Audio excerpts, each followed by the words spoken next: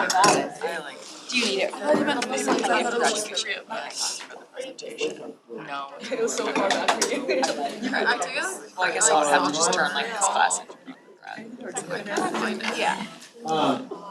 Full disclosure, we were having technology issues last hour, so I have no doubts that we're gonna have some this time. So if you have these slides pulled up, it might make it helpful because you're either moving slow or they blank out a few times. We'll do our best. Okay, goals for today. Finish chapter 3. We have a few more categories of tax deferred transactions we're going to go through, and then we're going to jump to chapter 4. Pick up some topics that we did not cover in chapter 4. When we started with chapter 4, we did get a little bit of distinction between different types of business entities. So now we're going to compare different types of tax characteristics for business entities. And then that will be the end of our discussion on topics that are kind of shared across different types of business entities. When we start chapter 5, we're going to be diving full bore into corporate taxation and how we deal with the taxation of corporate. Okay, so finishing up on our tax deferred transactions, our third topic was installment sales. Already delayed. Okay. Installment sale is the sale of property where the seller receives at least one payment from the buyer in subsequent tax year. The buyer says, yes, I will pay you, but I'm going to pay you over time. And so taxpayers that are the sellers in those transactions realize gain to the extent of the amount realized exceeds their adjusted basis in the property in year 1, right? Because remember, amount realized is anything you receive of value. So you get the buyer's note delivered to you, i.e. they'll promise to pay you in the future. That's value. So you have the full amount realized in year 1, but staying true to that wherewithal to pay principle, right? If they're going to pay you over time, you don't have the wherewithal to pay the tax in the current year. That comes in over time. The installment rules match the recognition of the realized gain over time as the income comes in. So it really is flexible for the taxpayer to give them the ability to use the cash coming from the buyer to help pay a tax liability. Importantly, the installment sale is not allowed for all gains. Gains on the sale of inventory, right? That's your regular business. That's what you do. You sell your inventory. Those are not the transactions that are subject. So if you're selling inventory and the buyer is going to pay you that inventory over time, you are not going to be able to defer your business. And I think that makes sense because inventory sales are your business. We don't want to defer gains in that situation. But selling marketable securities and that depreciation recapture we talked about under 1231, which is I got to take my capital gain and keep that like ordinary income to the same created just by pulling down initial tax basis to adjusted tax basis via depreciation. That is not eligible for installment sale treatment. And marketable securities, right? Stocks and bonds. If I sell those and I'm getting paid over time, all the gain is taxed in the year of sale. Okay. To calculate the amount of eligible gain, the taxpayer must recognize on each installment payment. So each payment you get from the buyer, the seller must compute their gross profit percentage on the transaction. That's fairly simple. That is your gross profit is the numerator as the seller. So think of your sales price less your adjusted basis in the property that you have sold over the contract price. That is your gross profit percentage. That is determined in the year of sale and never changes. Okay? What you do then is for each installment payment received is multiplied by that percentage to determine the amount of gain recognized for that year of receipt of payment. Over time, you will recognize 100% of the gross profit by virtue of having a piece of it each year recognized during the payment. Okay, so we determine gross profit percentage. We apply that to each payment we receive in subsequent year. Okay, 319 show us that. This is Marissa.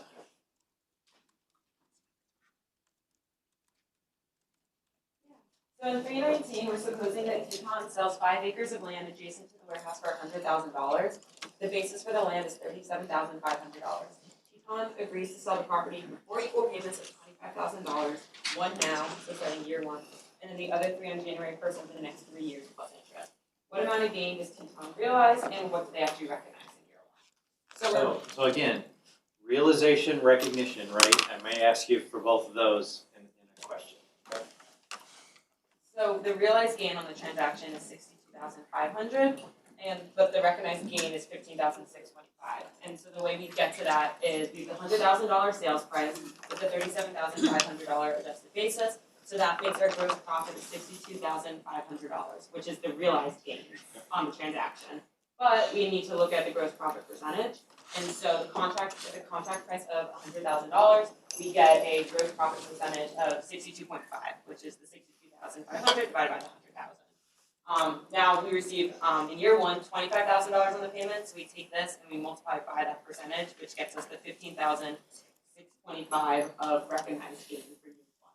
So instead of recognizing 62,500, I only recognize 15,625 in the current year. And then it just, last little note about this, it makes a note that because the land is used in a trade or business and held for more than a year, it's a 1231. Yeah. So remember, we compute the gain, the amount doesn't change. The next shoe that drops is what's the character of that gain? So I might ask you the character. I might ask you realize, recognize, and then character.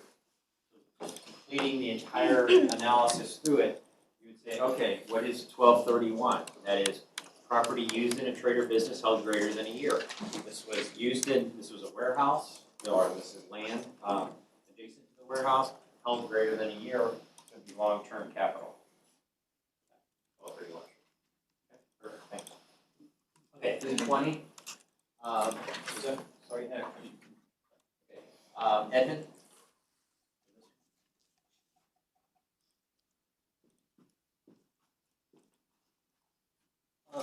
Yeah, so in this question, is the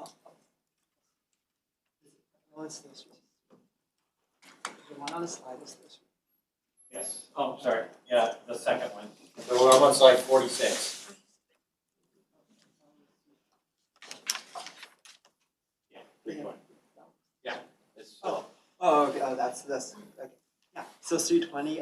The question says that assume that Titan agrees to sell some of his machinery for 90K, for 2 equal payments of 45K plus interest. That his original basis is 80K and accumulated depreciation on the machinery is 30K. Titan will receive one payment in year 1 and another payment in year 2. What are the amount of character of the gain of Titan recognized in the sale of year 1? So like the important thing from the question is that like the cumulative depreciation on machinery is 30K. So like to start. So let me pause you, Edmund. When you get a lot of facts like this, I think you could immediately like start to panic and like, how am I going to compute all this? Just start fundamentally. What is my amount realized? What is my adjusted basis? My gain realized or loss realized? And is it recognized? Do I have any? So there's a way to approach this instead of just like, oh, and there's a bunch of jumbled facts here. Just take simple steps as you're working through it. Yeah. And then so to kind of like understand those information, the sales price is 90K and then the original basis is 80K. So with accumulated depreciation of 30K, the fair value or like the adjustment basis after this depreciation is 50K.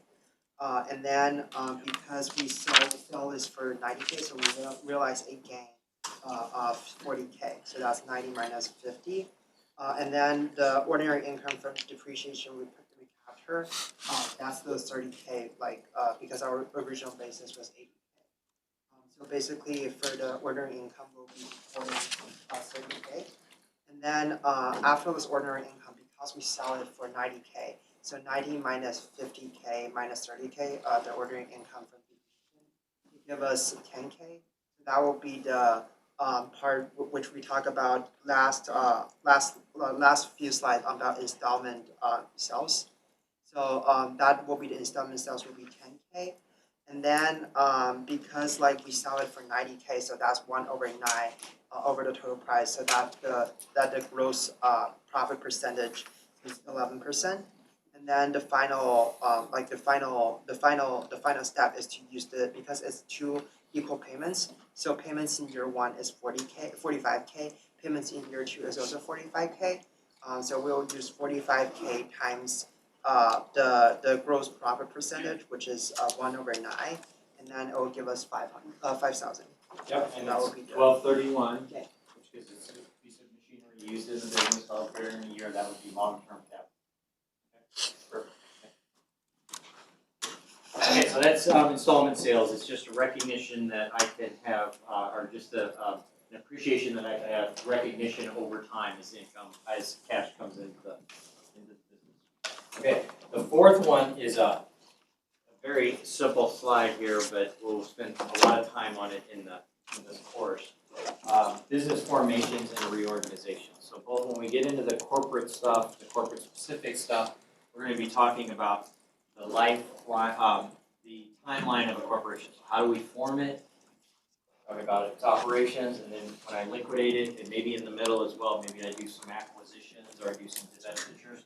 All of that is going to be M&A stuff. I can do those transactions in part non-taxably depending on how the transaction is structured. So we're going to talk about the requirements of doing so. But all of those, if it's not subject to current tax, are just deferral transactions. The government doesn't excuse taxation or forgive it for all time. They're just saying, we do not want the tax code to get in the way of these business transactions. We want people to form corporations, we want entrepreneurs to form businesses, partnerships, corporations, S corporations. We don't want the tax code to impede that entrepreneurial spirit. And so we will allow these transactions to be done on a tax deferred basis. And the reason here is to, one, there's two reasons. That reason that they don't want to impede business transactions. And two, many times what you'll see in these transactions is they're, when you owned directly, so think of a formation. I form a brand new corporation. Well, the corporation needs assets, right? So what if I contribute assets to that? Did I dispose of those assets? I did from a realization standpoint because I held the asset before. When I contributed to a corporation, I owned corporate stock. When I contribute assets to a corporation, I receive stock in the corporation. That's a realization event, right?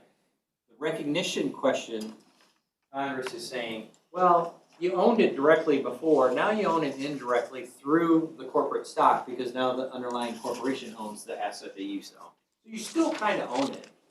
You just own it indirectly instead of directly. We don't think that's a sufficient break to assess recognition of that transaction. So those are the rationales why kind of this huge category of transferring assets to and from a corporation, assets to and from a partnership, and then M&A within the lifetime of those organizations, why some of those transactions that we'll be exploring are not subject to current tax. Okay, so we'll cover many of that stuff in subsequent chapters. The last bucket of tax deferred transactions is losses on related party sales. Two things I want you to take away. Losses always have conditions on utilizing them, right? If you run into any kind of transaction where a client has a loss, you have to say, okay, are there rules around the deductibility of this loss? Secondly, if you do a transaction with a related party, are there rules that are gonna, special rules that are gonna change the tax result than if it would have been done with an unrelated party? If I do a transaction with my daughter, that is different than if I do a transaction with you in the eyes of the government. Why?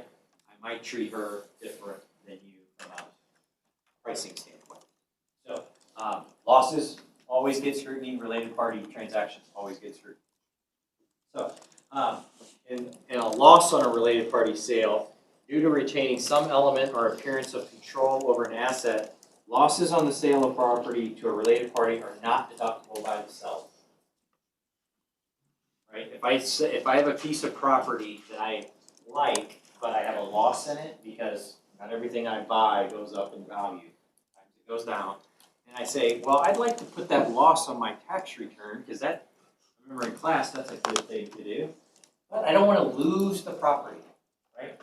If I sell it to somebody on the internet, the property's gone. If I sell it to my daughter, I still have some element of access to the property and control over it, right? She might do what I say. whereas an unrelated party is not gonna do what I say. So that's where the government is saying, well, you sold it, but I don't think you sold it sufficiently enough to lodge the loss on a tax return. Because there's still some element of control or access to that property because of the related party. Not just here, but everywhere in the tax code.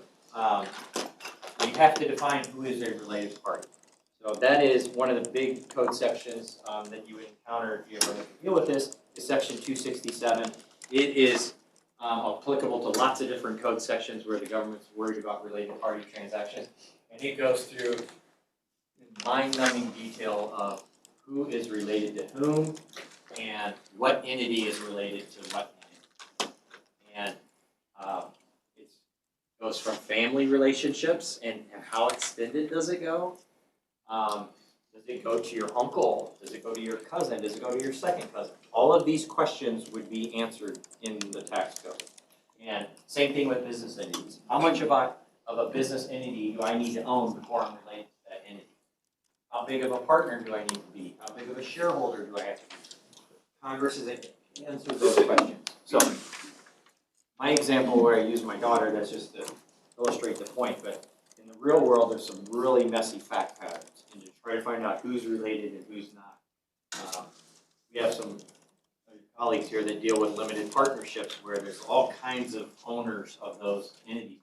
Well, who's related to whom? And that could be a very challenging exercise to analyze. So the related party buyer may be able to exact some or all of the seller's earlier disallowed loss upon a subsequent sale to an unrelated person. So if I sell it to my daughter at a loss, I don't get to recognize the loss. But if she later sells that property to an unrelated party, maybe my prior loss gets freed up and gets deductible. Now it's left our sphere of control or access. Okay. The related party buyer is entitled to deduct incremental loss they incur upon a subsequent sale. So she might get a little bit of her loss if it continued to drop in value, and I might get to free up my loss. Because again, there's an unrelated party in that transaction. So 321, Eugene.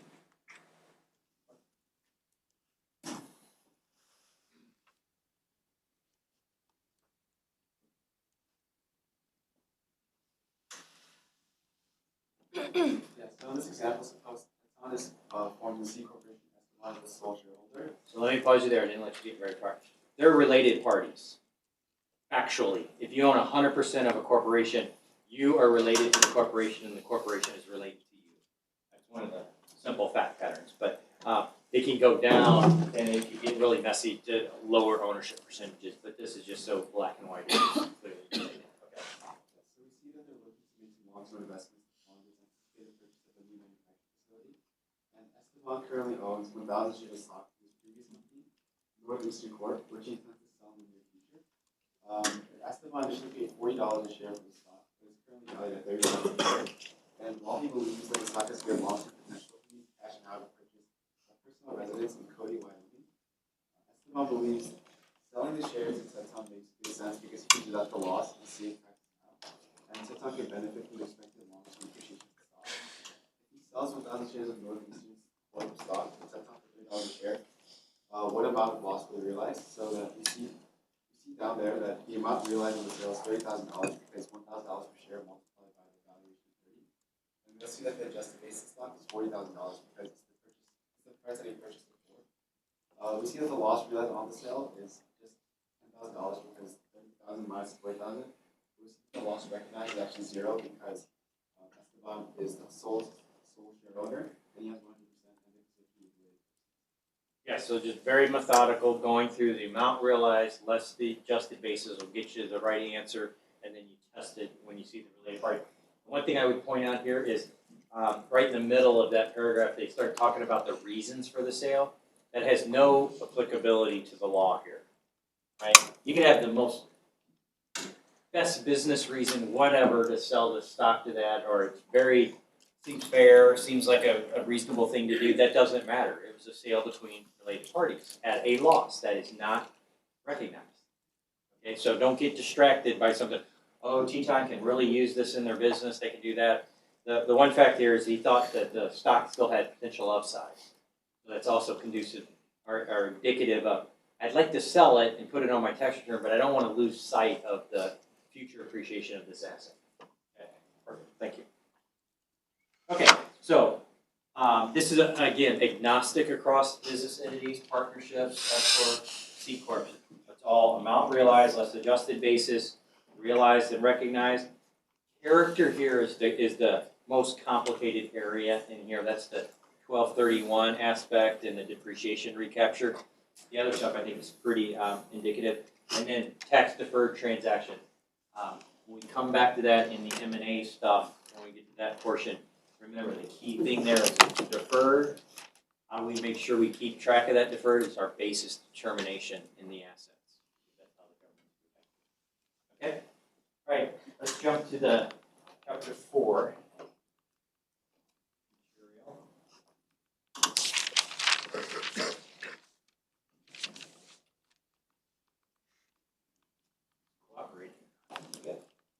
Okay, so these are just a couple topics that we did not address. We started the semester with chapter 4, just comparing and contrasting different types of business entities.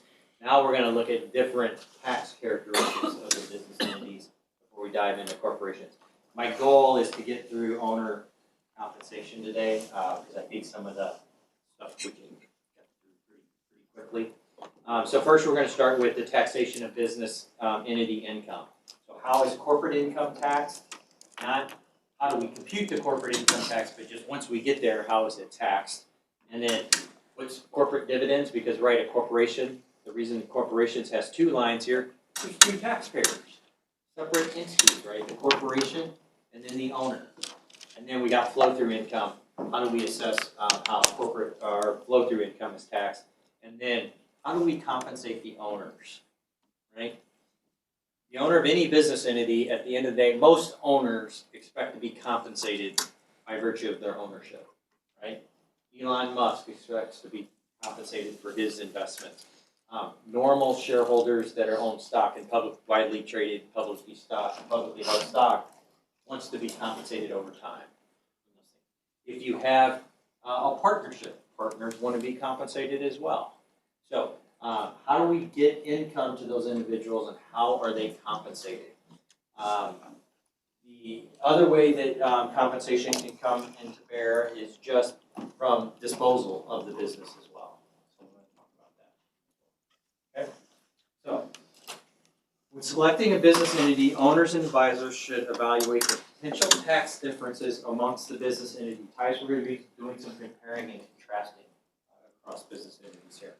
And ensure that the non-tax attributes align with the overall business objective. And we started limited liability and we talked about those things that are really important depending on the type of business. You want to match the tax stuff we're talking about, but you also have to accomplish the business objectives of what somebody's trying to do, right?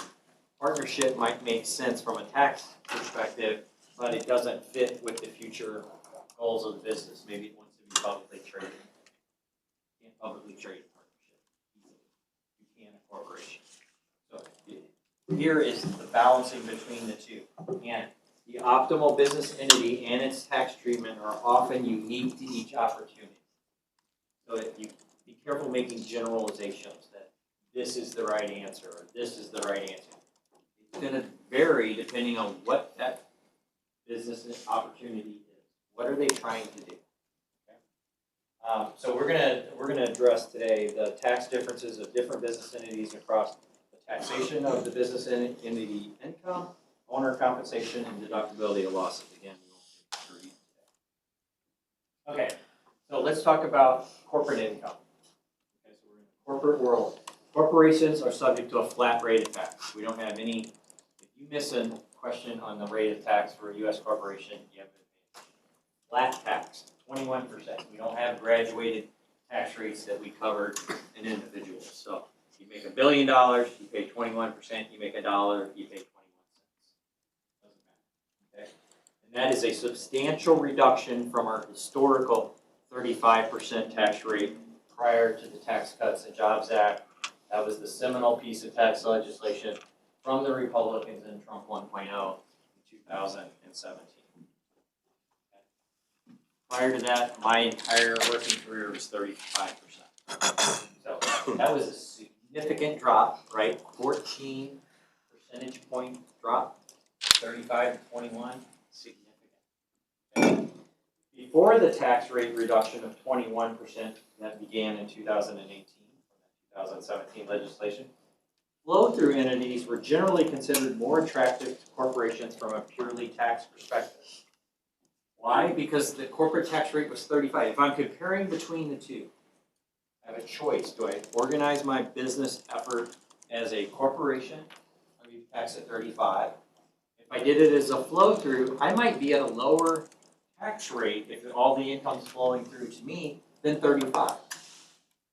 The top U.S. individual tax rate is 37. And that kicks in at pretty high levels. Okay? So if my income's not going to be that high, maybe it makes sense to be a flow-through. Earnings of flow-through entities, what's appealing there is they're only taxed once. By definition, they flow through. The entity doesn't pay tax. Partnerships do not pay tax. S corporations do not pay tax. The owners pick up their share of the income, put it on their tax return, and pay tax. Okay? That's appealing because when we get corporate income, two taxpayers. Corporation pays tax. After-tax earnings that then it distributes to its owners, that's taxable income to the owners. That's the two instances of tax. So not only was the tax rate 35, but I knew it was going to be a second instance whenever they made distributions to me. Maybe I want to do flow-through. Okay.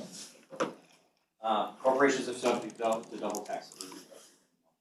I put here, in case I will use terms, but if I say corporation, I mean C corporation, separate taxpayer. If I mean to say S corporation, I will say S corporation. Okay, that's generally what is in practice as well. Okay, so under current law, under the law we are today, post TCGA, post One Big Beautiful Bill Act of last year. The optimal choice between that of a flow-through entity and a corporation is less clear than pre-2008. The 21% rate we have now from a corporate standpoint is significantly less than the maximum 37 individual income tax rate that can be applicable to some owners of flow-through entities. If I'm dealing with a high-income individual, do I want to take one layer of taxation as a flow-through, but at the highest rates of 37, or do I want to have income tax, although at two levels, taxed at a corporation of 21? Okay? The corporate earnings are subject to double taxation, although the distribution policy of the corporation and the intention to hold the stock indefinitely can postpone that second instance. Okay? If Elon Musk is organizing a new business, he probably doesn't need the cash flow from that new business right away because he has other avenues of income to fund his lifestyle. So, although it's subject to 2 layers of tax, if my dividend is 15 years from now, discount a second layer of tax for 15 years today. That may not be that much. Okay? Now, if I postpone paying dividends so that I can postpone the second incidence of that causes the double taxation problem, I will nonetheless have that result, that second layer, if I sell it before it makes a distribution. Right? Think of a corporation that is not making dividends to its shareholders, because that's an affirmative action, right? You have to have a board meeting, the board has to approve it, and it has to be a payment of the dividend. That doesn't happen, there is no dividend. Okay? So corporation pays tax at 21, that's it. Well, as it's keeping cash on hand, not paying dividends, its value goes up dollar for dollar by the amount of cash that it retains. So if instead of paying a dividend, if the owner decides to exit the business by selling the stock, the fair market value of the stock is up $1 for each dollar of cash that's been left in the business. So that would cause the second layer of tax. Okay, I'll go back to my Elon Musk example. What if he's never going to sell it? don't wanna ever pay a dividend, don't need to. Don't need to ever sell it. Well, that second layer of tax is way out in the future, if ever. 21% sounds a lot better than 37. That's 16% difference. 16 percentage points different, right? That's a big difference. So, that would make it less clear than in the past that I would prefer flow-through versus corporate. That's because the facts changed, the law changed, right? They lowered the tax rate. The QBI deduction, we're going to talk about slightly in this course, but we took individuals, qualified business income. That applies to business income in a flow-through structure. Corporations received a 35% to a 21% rate. What did all the flow-through businesses out there say? Like, what? You just gave a big corporate tax rate. What about all the businesses structured as flow-throughs? Small businesses, big partnerships. What do we get? Well, in the Tax Cuts and Jobs Act, they got a qualified business income deduction, which if you qualify, you get a 20% deduction of that income. Okay, so only 80% is taxable. And so that was the trade-off, because we gave a corporate tax rate reduction to corporations, we gave a QBI reduction to flow through owners. Okay. However, if I choose to say I like flow through because I get my business to qualify for that 20% QBI deduction, I also have to think about net investment income tax, self-employment tax, additional Medicare tax. Those are taxes that occur at the individual level if the owner of my flow through is an individual. So you can see this is a modeling exercise. It's not a one size fits all. What's your distribution policy if you do corporation? What if you run a couple different scenarios of your corporation? It makes annual dividend. It makes a dividend after 5 years, after 10 years. Then my flow through modeling. And then what is your level of ownership and a level of tax that's going to be, or the tax marginal tax rate at the partner level or the S corporation owner level. I have to think through all that because that's going to depend on my total tax burden. Okay. So double taxation, first for corporate earnings. So first at the corporate level when it's earned, and second at the shareholder level when distributed as a dividend, or if it's not distributed, i.e. kept at the corporation level, I can trigger a second layer of tax if I sell it while it's housing more cash inside of it, right? Because its values went up dollar for dollar. If you're in my international classes, this is a different double taxation than what we're talking about in there. There we're talking about taxation where two countries try to tax the same dollar of income, double taxation. This is one country, the United States, taxing $1 of income twice as it goes from being earned to being distributed and received at the shareholder level. So, same concept, just means a little different, double taxation. Okay, when I said that you could just forego paying distributions, I just want to highlight that there are certain limitations on that, rules around personal holding companies and accumulated earnings tax.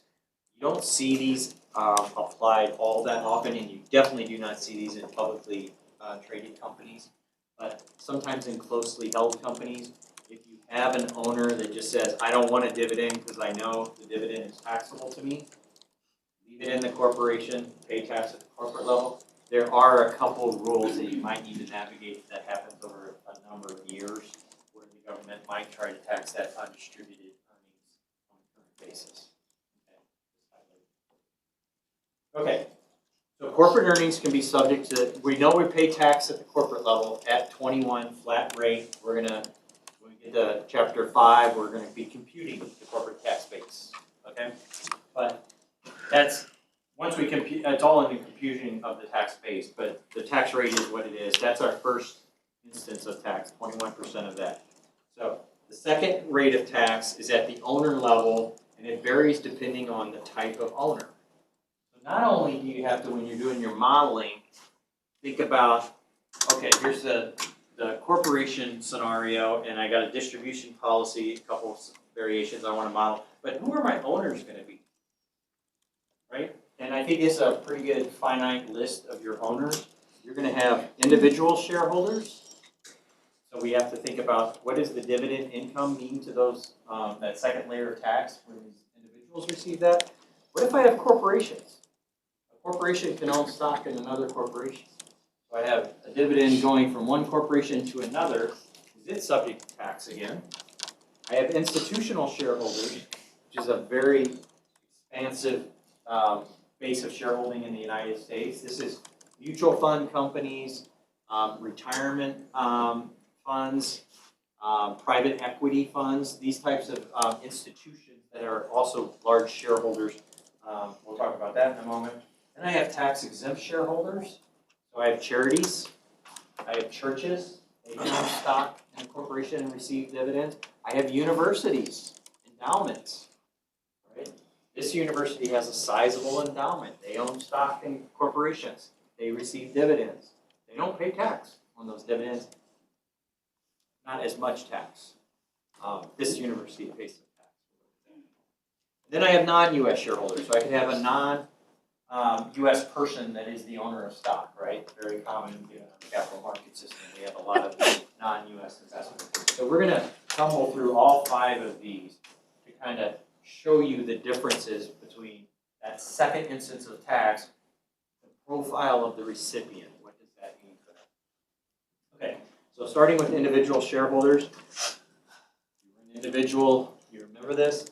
Tax incurred on qualified dividend income of a recipient individual shareholder depends on their level of taxable income, and they have preferential tax rates.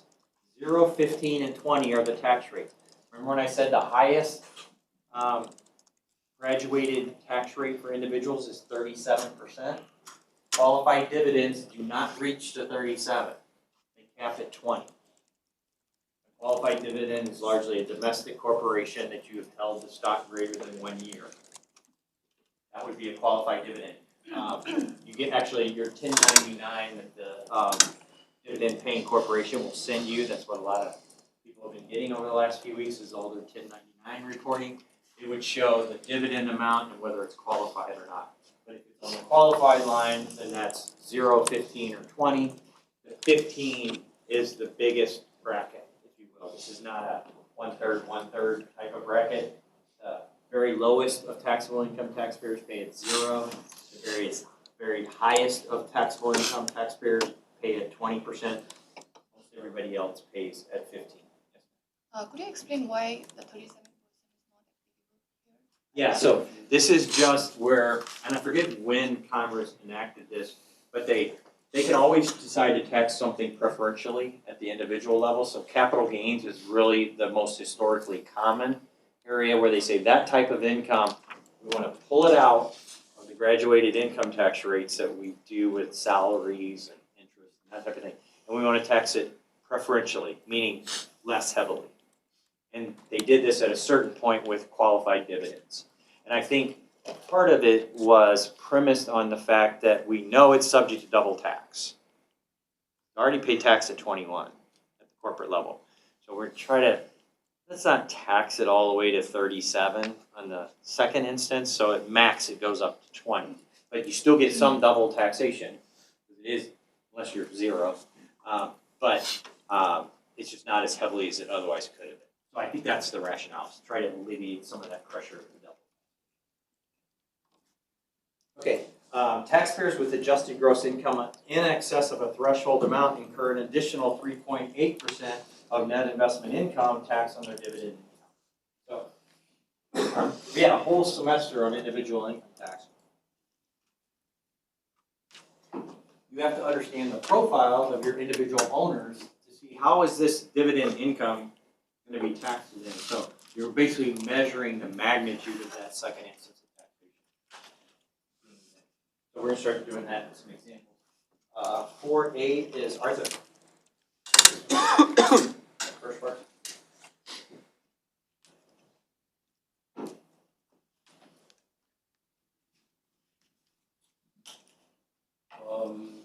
So this is a C corporation. So as we all know, C corporations, they get double checks both at the corporate level and at the individual level. So So assume that Nicole operates CCS as a C corporation, and she makes the following assumptions. CCS earns taxable income of 500,000.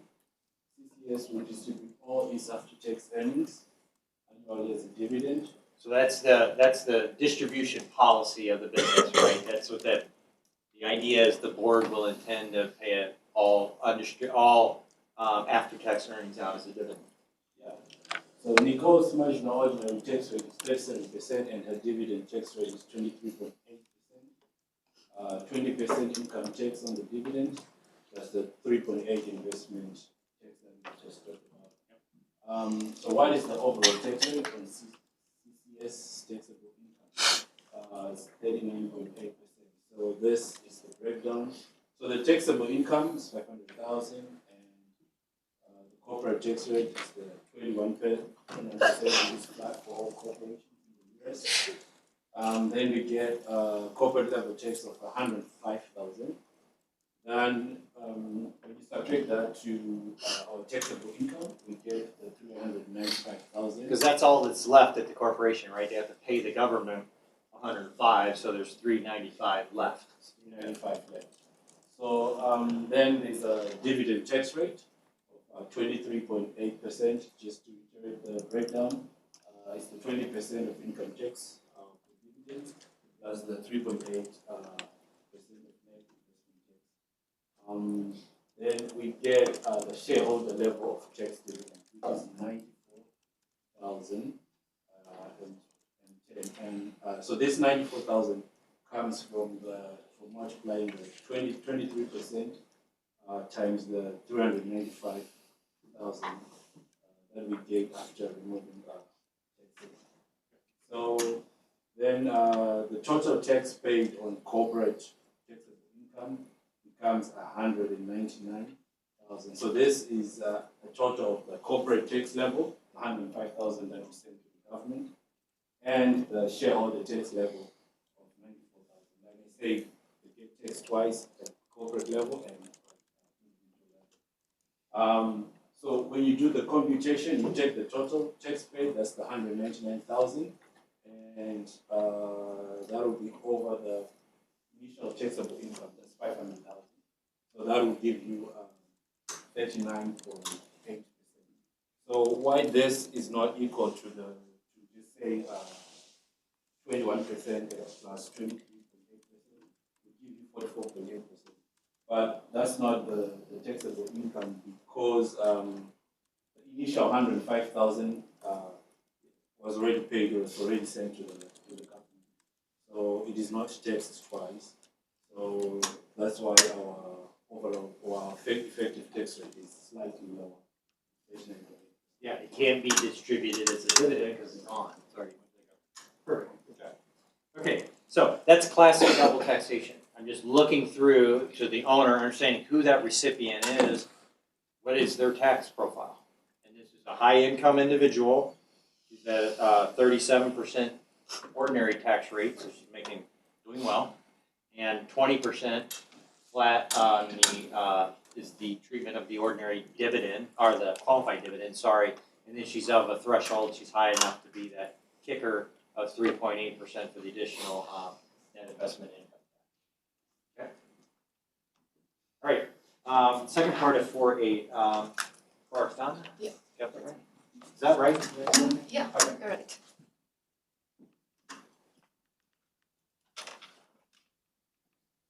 Okay, so we have to assume all the assumptions that was previously exist here in this case as well, apart from the distribution, the dividend distribution rate, which is CCS will distribute 25% after tax earnings. So in order to calculate the overall tax rate. So let me pause you there. So this could just be, what is the business doing with their income? So you might hear a lot where the high-tech companies do not pay large dividends as a general matter. What are they doing? They're plowing the after-tax profits back into the business, right? They're doing all this CapEx spend that you hear about in the financial news for the AI build-out and the data centers and everything else for the new world that we're all going to live in. And so it just depends on the business, right? They may not have after-tax profits because it's all being eaten up reinvested in the business. But that also depends on the owners, and are the owners complaining enough, like, hey, I want some of that cash as well. And so this is Nicole making this determination, and so she may not need all of the money, so she's investing 75% back into the business. Okay. All right. So, we will calculate the corporate level tax of 105, which is same as like 500K, 21% of flat corporate tax rate. Because that's not dependent on the distribution policy. You make, both examples have the same amount of corporate income, you pay 21%, right? So the income remaining after tax, which is 395K, same as the last example. The only difference now would be the dividend, which will be the 25% of the income remaining after taxes, which is 98,750. And we have the tax rate on the dividend, which is 23.8%, which was the same as our last example as well. Which will calculate the shareholder level tax on dividend, which is 23,503, carried by just multiplying the dividend amount of 98,750 into 23.8%. And in order to calculate the total tax paid, we would just be adding up the corporate level tax rate of 105, same as the last example, plus the shareholder level tax of 23,503. So we would get a 25.7% of overall tax rate. So here in this case, we see that it is the lower tax rate, the total overall tax rate on corporate taxable income, which was 39.8% in the last example, and it's 25.7%. It's only because the level of distribution of dividend. And we can see over here that the overall tax rate is lower than the situation because they retain most of its after-tax income, that is 75%, to grow their business, and it also impacts the immediate double taxation. Yep. And if CCS retain all of its after-tax earnings, then it would be just the 21% of corporate tax rate without including the dividend rate. And however, we have to also consider that the CCS is distributing less of income tax, but the thing is, Nicole will also get less amount because of the dividend. Yeah. So this is where you gotta match up the tax answer with the economics, right? So you wouldn't wanna model this and this be your assumption without talking to Nicole. If Nicole's got big plans for the cash, it might be the first example, not this one. So there are economics to this of not distributing the cash. She's like, you don't get it, right? Okay, perfect, thank you. Okay, so our second category of corporate dividends is, what if we have a corporation as the shareholder? And these are not mutually exclusive, right? Because in the real world, publicly traded corporations probably have all 5 of these, right? Apple has all 5 of these. They have corporate shareholders, institutional shareholders, they have foreign shareholders, they have individuals, they have, it's just everywhere. So, but if I have a corporate shareholder, they may be entitled to a dividends received deduction. So the dividend is subject to tax, but I get a deduction for some portion of the dividend. Okay, that's the dividends received deduction. Everybody calls this DRD in the tax code. Okay, the amount of which depends upon their level of ownership of the dividend paying corporation. So you get a 50% DRD if the corporate shareholder owns less than 20% of the distributing corporation. It goes up to 65% DRD if the recipient owns 20% but less than 80%. And it goes up to 100% if the corporate shareholder owns at least 80%. What this is, the DRD situation mitigates but doesn't fully eliminate, because many instances is 50 or 65, so it's not fully eliminating the double taxation, but the multiple layers of tax on the same corporate earnings as they pass through tiers of corporate ownership, right? This could get nutty if I had 5 tiers of corporations before it got to an individual, and if it was double taxed all the way through, there's not much left over at the end of the day. So, as corporate profits move through corporations, the government is aware of double taxation. They design the system. They're trying to alleviate that, but not excuse it. But they don't give a full DRD in all instances by giving a dividends received deduction, which lessens the double tax. The 100% is what you see for many of the many of the large organizations that you'll encounter in your careers, because they typically own 100% of their subsidiaries. That's just, lots of companies just like to own 100% of their subsidiaries because they get to direct everything on that. And so then they can pay dividends from operating companies up the chain, and they don't have corporate leakage until it goes out of the corporate, until it goes to a non-corporate recipient. Okay, so it's very conducive because they're in this last bucket of 100% here. Okay, let's see if I oh, importantly in the bubble, only corporate shareholders. If I try to trick you and I have Nicole as the owner and I start talking to you about what's the DRD that Nicole gets on this dividend, Nicole's not a corporation. Only corporate shareholders here. So this is leakage from corporation to corporation up the chain, not when it ultimately goes out to a non-corporate shareholder. Okay, 4-9 is Eugene.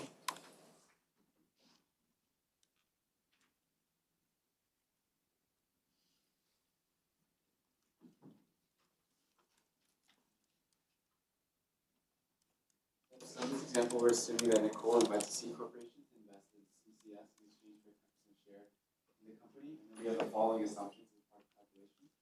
We see that CCS is a C corporation. They earn a taxable income of $500,000, and they will pay out all of its after-tax earnings annually as a dividend. So given these assumptions, we want to find the overall tax rate on the C corporate investor share of CSS income, given that the shareholder corporation will be eligible for the 50% dividends received deduction. So we want to start with taxable income, which is $500,000, and then multiply that by the corporate tax rate of 21%. And we get an entry-level tax of $105,000 and an after-tax income of $395,000. And then we want to find the corporate investor's dividend by multiplying that after-tax income by the 10%, which leaves us with $39,500. So that's the only portion they're going to get, right? If they make a full distribution of $395, I'm getting 10% of that. And after that, we want to find the dividend income net of DRD. So we do this by multiplying the corporate investor's dividend by 1 minus 50% DRD, which leaves us with $19,750. So that's like, to me, that's just the net income that's taxable at the recipient corporate level, right? Because they're going to get a dividend of $39,500, but they're going to take a deduction of $19,750, so $19,750 falls to tax. And then the next thing we want to do is the corporate investor share of the entry-level tax. So we find this by multiplying our entry-level tax, which is $105,000, by the 10% investor share, which is $10,500. And then we want to find the corporate investor's tax on dividend net of DRD. And we do this by multiplying the dividend income net of DRD by the 21% corporate tax rate, which leaves us with $4,148. And then to find the total tax paid on corporate taxable income, add up the corporate investor share of entry-level tax with the corporate investor's tax on dividend net of the DRD, and we get $14,648. And to find our overall tax rate on the corporate taxable income, we divide our total tax paid on corporate taxable income by our overall taxable income multiplied by the 10% investor share, which leaves us 29.3%. Yep. And down at the bottom, once this leaves the 10% corporate shareholder's hands to a non-corporate shareholder, it's going to be taxed again. So the DRD in the situation is that well, only 10% ownership, it just lessens the double tax as the income flows up through the chain. Right? Okay, so the third category of investors is our institutional shareholders. So think of pensions and retirement funds, right? These are funds that people are putting into on a monthly basis, and so building up vast sums so that they can ultimately retire and don't need to work. The recipients of those funds are investing those funds in the stock market in part to grow the base so that everybody's savings grows for the retirement.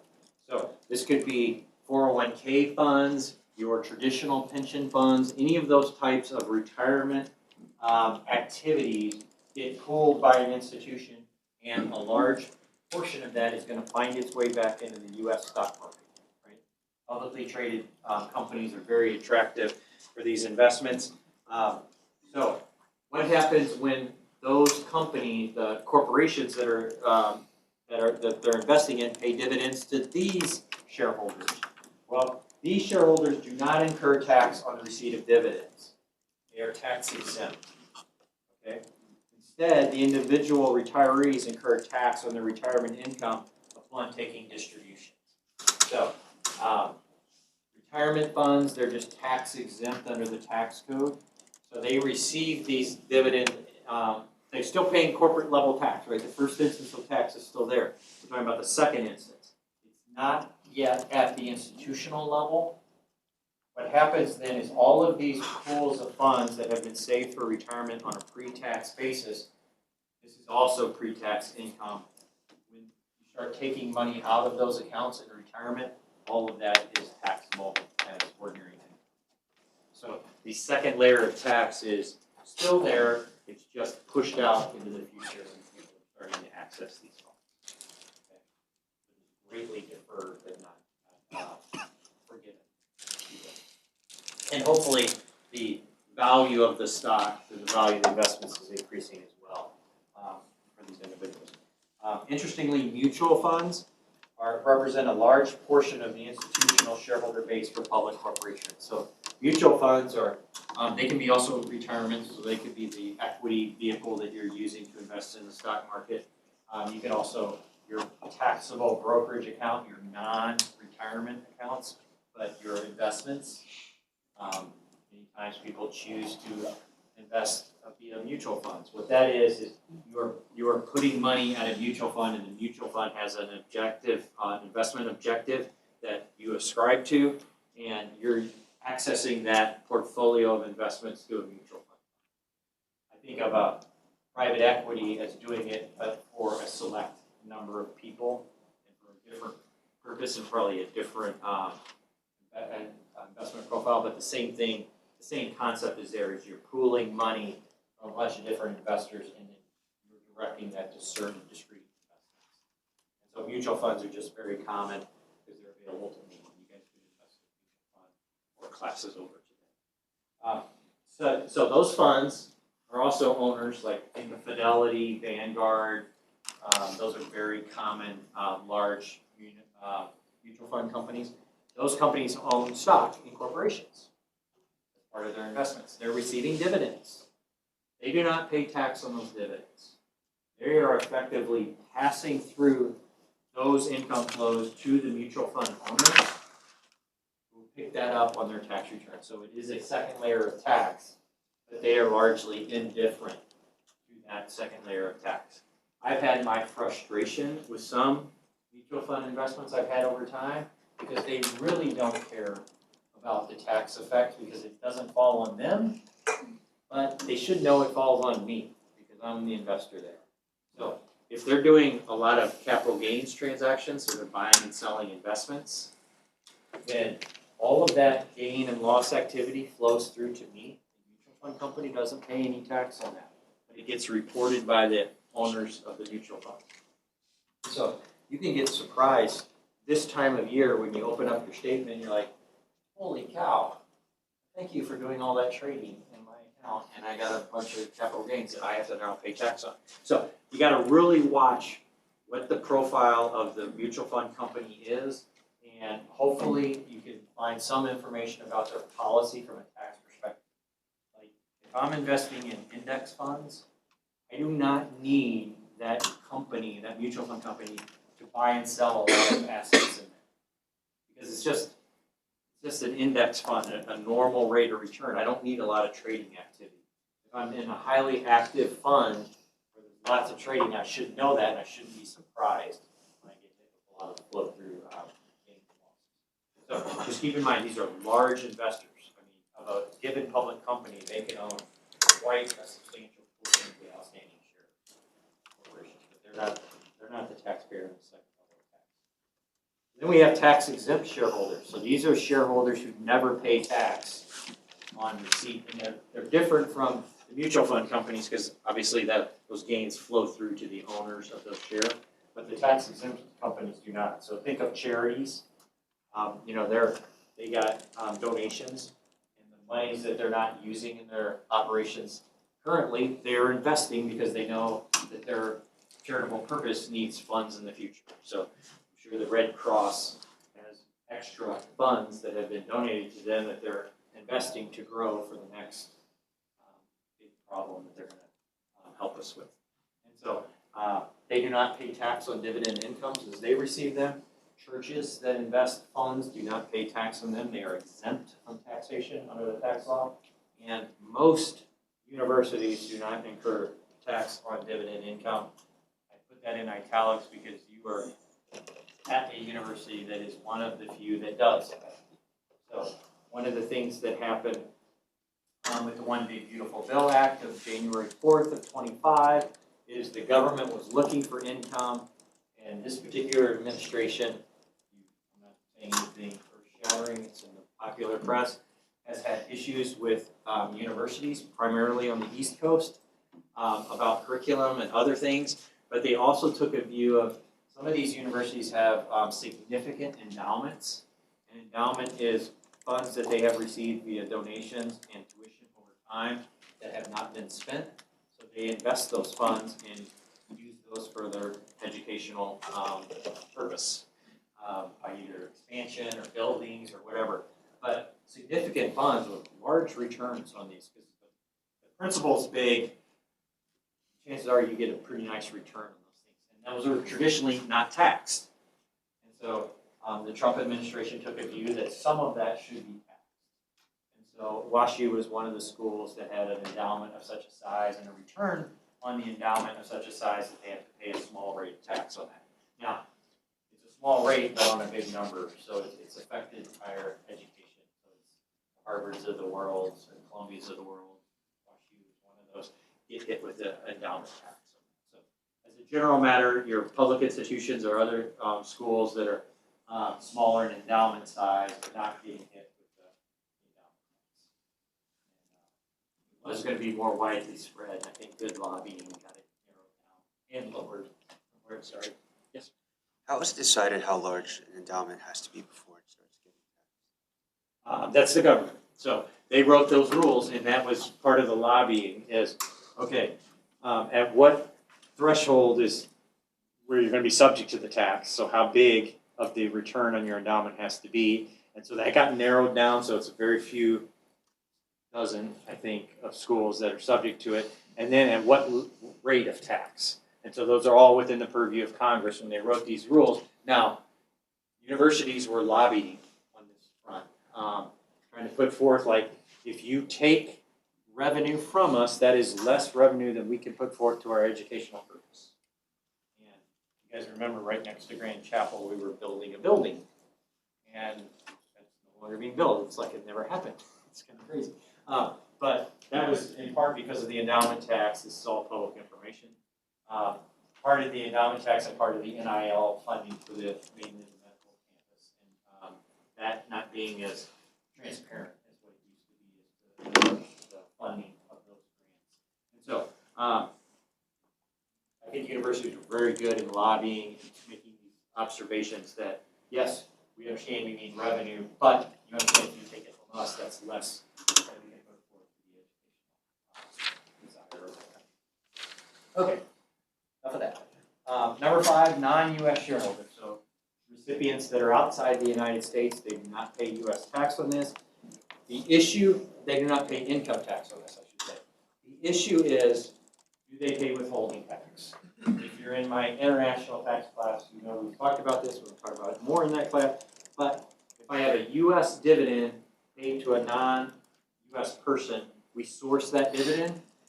George will tell us we source dividends based on place of incorporation for dividends. All place of incorporation for a U.S. corporation, it's the U.S. So it's a U.S. source payment abroad that is on its face subject to withholding tax, meaning that the payor of the dividend has to withhold a piece of the dividend and remit it to the U.S. government on behalf of the foreign recipient. That rate is determined based on whether we have an income tax treaty in place between the United States and the country of the recipient shareholder. And that could be lower, could be down to 0 in certain instances. Okay. Whether or not the non-U.S. shareholder pays foreign tax on that dividend is a determination based on the laws of the country in which they are subject to tax. Right? That's not a U.S. concern. So the other country would decide whether and how much they pay tax on that. It's a sovereign decision. Okay? So that's our bucket of shareholders that are out there for corporate dividends. So let's talk about flow-through income. So now we have income that we're going to create in a flow-through entity. The total tax liability, just like we did all these examples where everybody did a good job of the total tax liability of the corporate level earnings, the total tax liability incurred by owners of flow-through entities on their flow-through income depends on lots of different factors here because now it's going up to different owners. We don't have anything at the business entity level because it's by definition of flow-through. So the first thing is the marginal tax rate of the owner. If that's a corporation, it's subject to 21%. We know we might get a DRD to some extent as a corporate owner. But if it's an individual, we got graduated tax rates in the United States. We got brackets, if you will. It depends on each individual shareholder as to how burdensome that is. And then we have all of these 2, 3, 4, and 5 are all applicable to individual owners of flow-through entities because these are not applicable to corporation shareholders, corporate shareholders. Okay, so qualification for qualified business income deduction, that's going to depend on the individual owner and what the flow-through business is. The applicability of the net investment income tax, that depends on the level of income, taxable income that the individual shareholder has. The applicability of self-employment tax, and on the activity, the type of flow-through entity, and the degree of involvement that the individual has with the business, and the applicability of the additional Medicare tax. Again, is going to depend on the level of taxable income of the recipient. So you can just imagine the modeling of this is determine which one's right. Well, who are your owners? What are the profiles of those owners? That's gonna, somebody it might, partnership might make sense, some person it might not make sense. That's why I say be leery of anybody who thinks they have the magic answer. This is the right answer for all back patterns. I think that's okay. So even though flow-through income is only subject to tax once, the overall tax burden depends on the tax profile of the owner. Okay. So marginal tax rate, that first one on that list. The income of a flow-through entity is only taxed once, but it flows to the owner. If it's an individual owner, the top marginal tax rate can be 37. Right? If you're a partner in a big law firm, you're a significant partner, you might be paying tax at 37. Same thing in an accounting firm, same thing in an investment firm.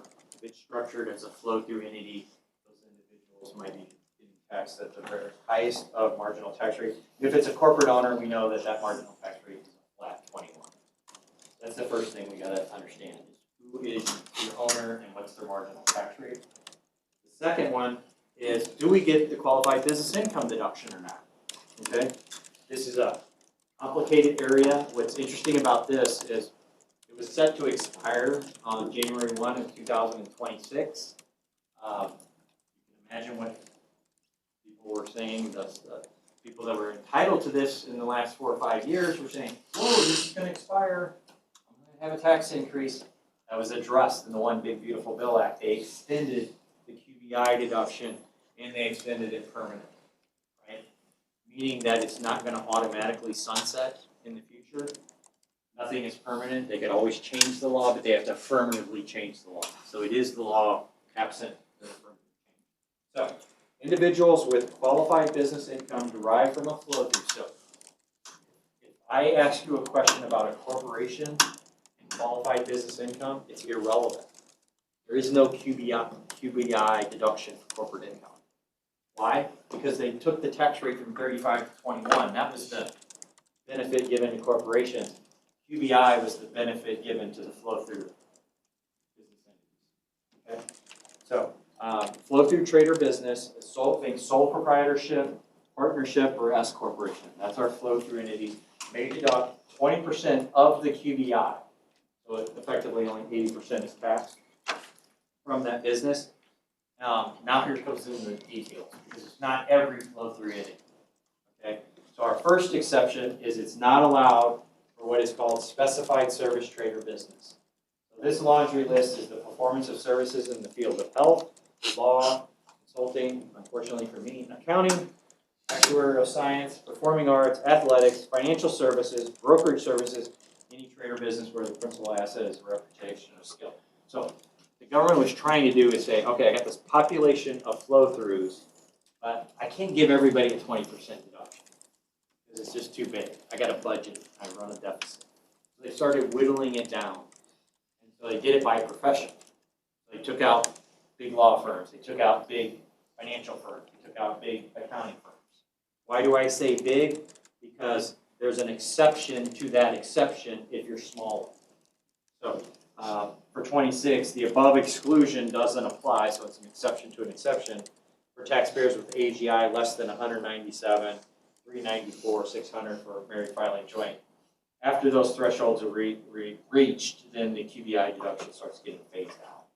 So they had the idea of giving a QBI deduction, limited it by trade, but then said, okay, well, there's some people in the accounting field that are a small accounting firm, I still give them that benefit, so we need then to make an exception to the exception for smaller. So, again, you don't need to be an expert in this, it's not an individual tax course, but I just want you to understand that if I'm modeling a flow-through business, is it a qualified business or not? That's going to affect that total tax burden on that income. The third item that affects that is that total tax burden is when the owner of the flow-through entity does not work for that entity. So you're a passive owner or an investor in the entity. So you can be a partner in a partnership and not be involved in the partnership's business, right? You can be the owner of an S corporation and not be involved in the business. So you're passive relative to that business. Then the business income that is allocated to you from the flow-through mechanics is considered passive income. Passive income is considered net investment income for purposes of the net investment income tax. This was a tax that came online back in the Obama administration to help pay for healthcare. In the United States, the government-funded healthcare is largely funded in part by this tax. And so it affects the owners of flow-through entities that are above a certain level, and they incur 3.8% of net investment income tax on the investment income. So this was in Nicole's example. In those prior examples, we had a 20% preferential tax rate on qualified dividends, and she was subject to 3.8%. That's how we got that 23%. Backward. Are you stretching or are you? Okay. That's what you can previous slide. Yeah. You don't see like No. So remember when we first started, like first week of class, if I there was that one decision tree. If I start as an LLC but I elect to be taxed as a corporation, then I'm a corporation. And I'm assuming you're saying C corporation, right? Because when I say corporation, C corporation, that means you can't be qualified business income because it's only subject to flow-throughs. Not the legal form, it's the tax form of your business. Now, remember, if you're an LLC, you can elect to be taxed as a corporation, which means then you get that opportunity to elect to be taxed as an S corporation, which we're going to cover at the end of the course. But an S corporation is eligible. So if I was sitting there helping this client think through it, I was like, okay, well, now we got to think about, do you want to be a C corp or an S corp? Are we going to be a qualified trader business? Don't know. Right? You got to think about what the field of the activity is and what's the level of income. Sorry. So, C corps will be kicked out of this because it's only flow through.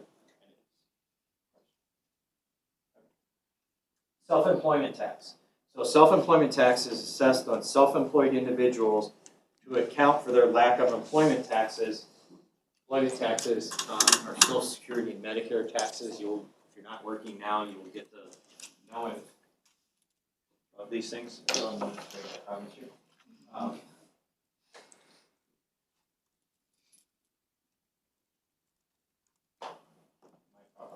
on slide 19. So self-employment tax is assessed on self-employed individuals.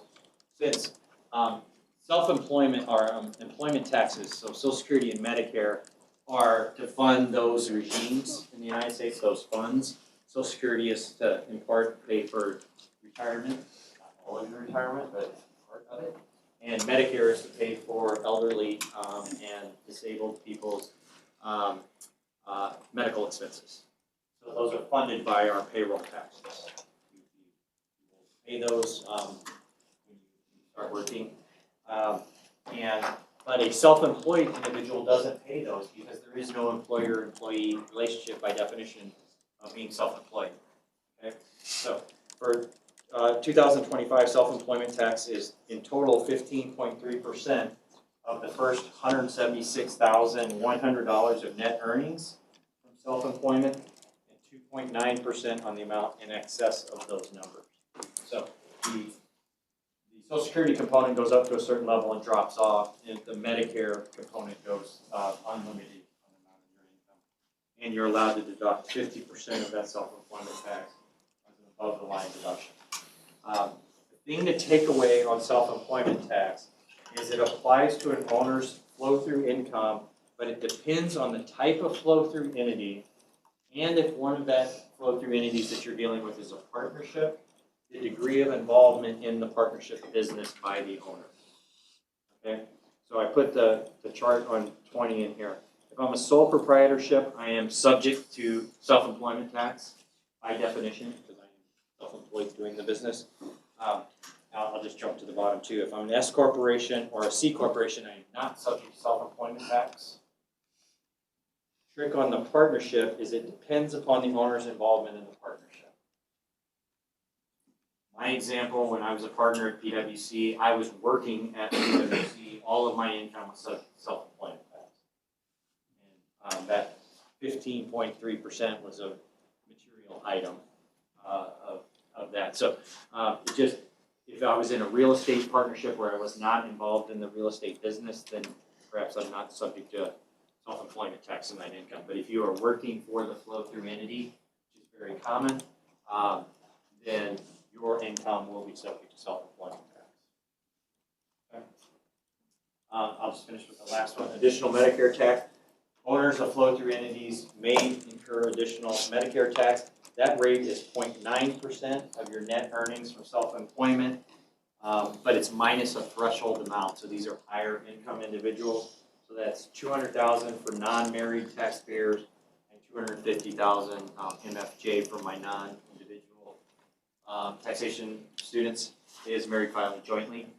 So you don't get hit with that tax until you're up into those taxable income levels. But then that flow through income would also get hit with this 0.9%. The thing to think through these 5 things is even though the flow through income is subject to one layer of tax, look how many other little things get added onto this. That's why it can start boosting it up, even though you're saying, oh, I like flow through, I don't want to have double taxation of corporations because that sounds really bad.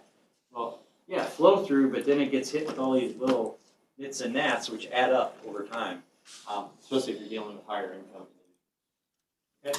All right, so we will pick this up. We'll start with owner compensation on Monday, and then we will dive into corporations on Monday as well. Okay. I'll send you a note tomorrow.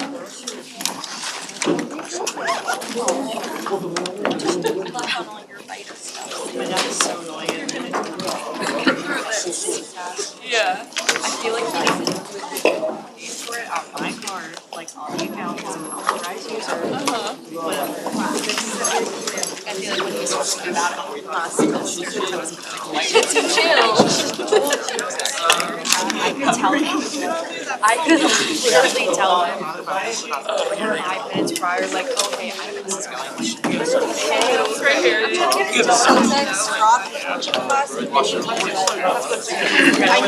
I'm a water coach from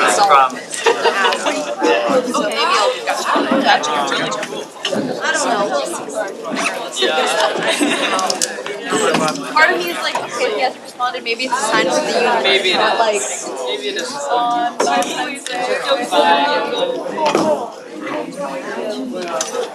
잘했다.